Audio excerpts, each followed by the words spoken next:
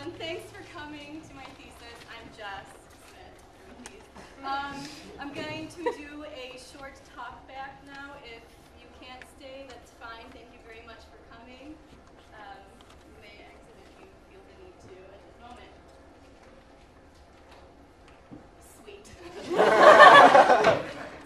Okay, so I guess to begin the talk back, I can kind of explain a few things about this project. Okay, so it's my theater senior thesis, and I wrote 4 plays. The 4th one is just for the professors only, I guess. And I wrote them all. I acted in one, obviously, and then I directed another. I directed the one Brett Melody just did, The Winking Cyclops. And so the other ones, I picked a director, and they cast those shows, and I cast my show, and I had to have 10 rehearsals for each play, and I document each rehearsal. I wrote a writing process paper about each one, and I wrote a short page or so about where I fit into each of these plays. I thought of the idea of the winking cyclops, like this overreaching metaphor, last semester sometime. I'm not really sure how or why I thought of it, but it was a weird thing that popped in my mind, and like, I like that, and I want to use that somehow. And I developed it, and I wasn't actually going to have a play that was the winking cyclops originally, but I felt that it was a metaphor that I wanted to explain as much as I possibly could, and I was nervous that if I wouldn't articulate it properly, I was just going to talk back and all the points I wanted to make. So I wrote that play, and I sort of articulated this point in each of the different plays in a different sort of way. Essentially, what the metaphor means in my mind, it's that winking cyclops, it's humanity's attempt to communicate with itself. It can't really do that. Like, yes, a cyclops can close one eye, but is that really winking? And analogously, I guess, humanity, we have all the capability of speech. We know how to talk, but are we ever really truly communicating and ever really truly understanding each other? I mean, I feel like so much can go unsaid, misunderstood, verbal cues are misunderstood. You can't say what you feel because of certain circumstances, or you just can't find the words. So I just feel like we're all just cyclops trying to work, cyclopes trying to wink. Just trying as hard as we possibly can to like escape our circumstances and express ourselves. We don't quite have the capability, and we're never going to be quite understood as fully as we would like to be. So I guess that's a little bit of background. Does anyone have any questions? Like, I mean, for anyone or the process, whatever? Yeah? Where do you think you draw your biggest influences in your writing?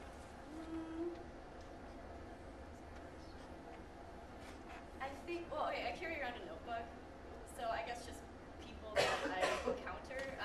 Whenever I either think of something or someone says something interesting or I think of a weird idea, I just kind of place it. So I feel like there's a little bit of everybody somewhere in these plays. Like, everyone that I've encountered is somewhere in these plays a little bit, like, if it's more obvious or not, but just there's an influence, I feel like, in most everyone that I encounter, like, you know, friends especially.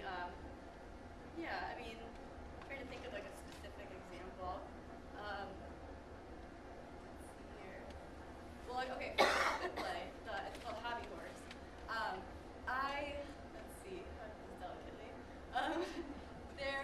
Okay, so I dated this guy a couple years ago, and it's actually, this is how the idea of this play started. He said something along the lines of like, I even support you with your puppet thing. And I just thought that was such a weird thing to say, that like, that's not supportive. Like, your puppet thing kind of makes me feel like you don't, you know, like, you're not actually understanding what that is. And if you qualify your statement with even, it sounds like you feel like you should get a reward.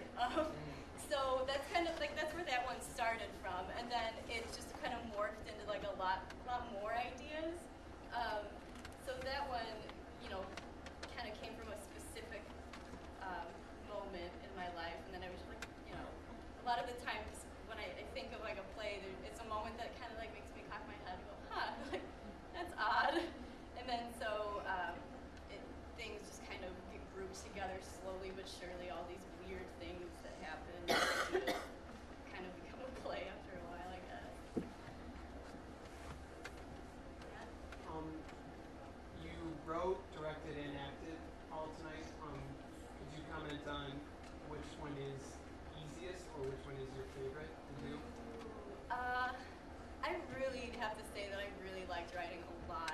Like I had never done it in this kind of setting. Like I've written Madnesses and stuff, but plays that I like had to do several drafts of, and I had to have several rehearsals for. Like with Madnesses, they're really fun, but like the whole point of doing a Madness is like, oh, here's a script, and it's kind of loosey goosey and go at it. But it was really fun to take on a show in a different kind of realm of like I've taken a directing class and everything, but like I don't know. I think the playwriting was really fun because I was just over in the corner like curled up in a ball, and like every time people would laugh, I'm like, yeah. I was so excited. Like it was the weirdest and like most surreal feeling that and I wrote in one of my papers that I feel like acting and writing is the weirdest collaboration ever. I thought that it felt like such a passive collaboration on my part. It's like, here's a thing I wrote, now you go do 10 rehearsals and make it good. Like I felt like it was just kind of weird. It's like they're doing the most active part of the collaboration. And I don't know. I just thought it was kind of an interesting thing. But anyway. But yeah, no, it was really rewarding to write. So right now, it's probably my favorite at this moment. Do you have a question, Sarah? It was kind of along the same lines, but I was also going to ask, like, I know you were talking about how some things were harder than others, and like, was it really hard to like give that to someone else and like have them take it and maybe misconstrue it, or like were you worried about any of those things with like some of it being pretty personal? Like, were you worried about? Right. I mean, there's always a worry, but like, I mean, I pretty much trust everybody in the department, and like, even if they do misinterpret something or whatever, I'm at almost all the rehearsals. Like, I was obviously all the ones I directed, obviously all the ones that I acted in, and I was at most of the ones that Mark directed, and he was always, him and David both were always very cautious and be like, is this okay? Is that what you meant? Is that going too far in a certain direction or something? And I was always willing. We were always willing to try different things. Like, well, that wasn't what I was thinking, but do it. Like, let's try it. And I feel like it was really an exciting thing. There was one moment in particular, again in Hobby Horse, the puppet one. The moment where Kristen's character, goes around here and tells the library story. In my mind when I wrote it, I meant for it to be like venomous, just like really mean. But Mark and I were talking, and Neil came in at a rehearsal too, and noted that it really shouldn't be that way. This is her attempt to tell him something's wrong, and he misinterprets it for what it plainly is that I don't like you anymore. So I really, it was something that I didn't even think of, but I liked a lot better than what I had originally intended. I thought that there's just a lot more meaning to it, and gave the play a little more depth than her just like immediately being really mean and venomous. Yeah, it added to the whole theme of the evening, the winking Cyclops, and